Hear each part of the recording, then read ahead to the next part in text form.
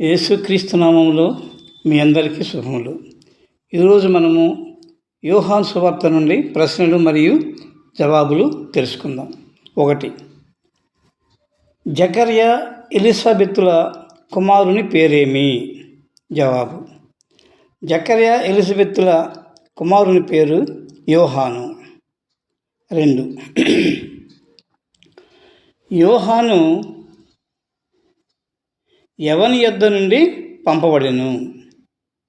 జవాబు: యోహాను దేవుని యొద్ద నుండి పంపబడెను.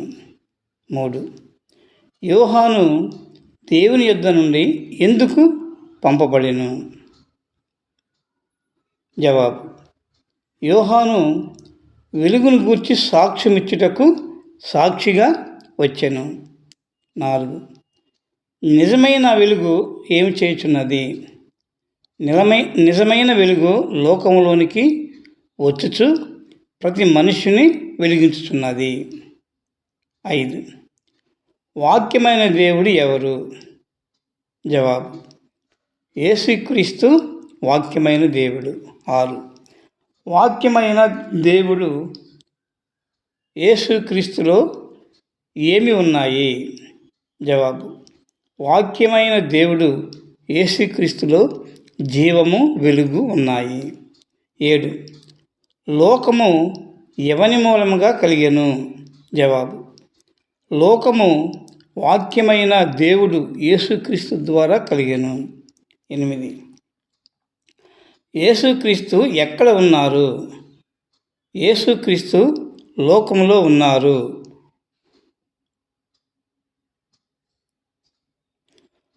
కానీ లోకము ఆయనను తెలుసుకొనలేదు. 9. యేసుక్రీస్తు ఎవరి యొద్దకు వచ్చాడు? జవాబు: యేసుక్రీస్తు తన స్వకీయుల వద్దకు వచ్చెను. 10. యేసుక్రీస్తు స్వకీయులు యేసును అంగీకరించారా? జవాబు: యేసుక్రీస్తును తన స్వకీయులు లేక సొంత వారైన యూదులు యేసును అంగీకరించలేదు. 11. యేసుక్రీస్తు అధికారము ఎవరికి ఇస్తానన్నారు? జవాబు: తనను ఎందరూ అంగీకరించారో వారికి అందరికీ, అనగా తన నామమందు విశ్వాసముంచిన వారికి దేవుని పిల్లలగుటకు యేసుక్రీస్తు అధికారము అనుగ్రహించెను.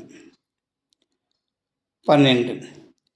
దేవుని అంగీకరించిన దేవుని పిల్లలు ఎవరికి పుట్టినవారు అంటున్నారు?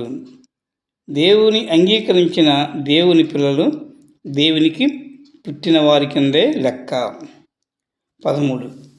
యోహాను యేసును గూర్చి సాక్ష్యమిచ్చుచు ఏమి అన్నారు? జవాబు: నా వెనుక వచ్చువాడు నాకంటే ప్రముఖుడు కనుక ఆయన నాకంటే ముందరవాడాయను అని వెలుగెత్తి చాటాడు. 14. మోషే ద్వారా మనకు ఏమి అనుగ్రహింపబడెను? జవాబు: మోషే ద్వారా మనకు ధర్మశాస్త్రము అనుగ్రహింపబడెను. 15. యేసుక్రీస్తు ద్వారా మనకు ఏమి కలిగెను? యేసుక్రీస్తు ద్వారా మనకు కృపయు సత్యమును కలిగెను. 16. తండ్రిని మనుష్యులకు బయలుపరిచిన వాడు ఎవరు? జవాబు: తండ్రి రొమ్మున ఉన్న అద్వితీయ కుమారుడైన యేసుక్రీస్తు తండ్రిని మనుషులకు బయలుపరిచాడు. జకర్యా ఎలిజబెతుల కుమారుడైన యోహాను దేవుని యొద్ద నుండి పంపబడినవాడు. ఆయన వాక్యమైన దేవుడు యేసుక్రీస్తుని గురించి తెలియజేయటానికి ఆయన దేవుని యొద్ద నుండి పంపబడ్డాడు. యోహాను ముందుగా యేసుక్రీస్తుని గురించి చెప్పుటకు పంపబడినాడు. వెలుగు, జీవము అయిన యేసుక్రీస్తుని గురించి సాక్ష్యమిచ్చుటకు సాక్షిగా యోహాను వచ్చాడు. యోహాను వెలుగు కాదు, యేసుక్రీస్తు వెలుగు.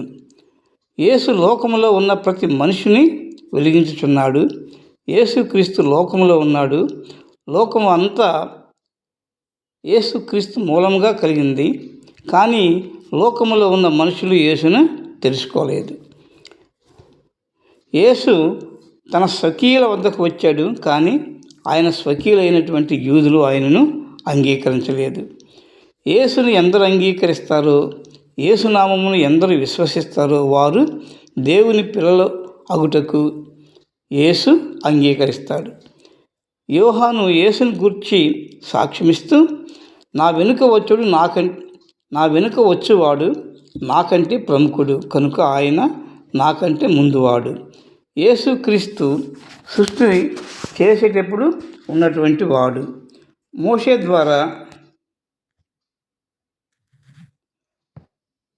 ద్వారా ధర్మశాస్త్రం వచ్చింది. కృపా సత్యము యేసుక్రీస్తు ద్వారా వచ్చింది. ఏ మనిషి కూడా తండ్రిని చూడలేదు, కానీ తండ్రి రొమ్మున ఉన్న అద్వితీయ కుమారుడైన యేసుక్రీస్తు తండ్రిని బయలుపరిచాడు. Thank you.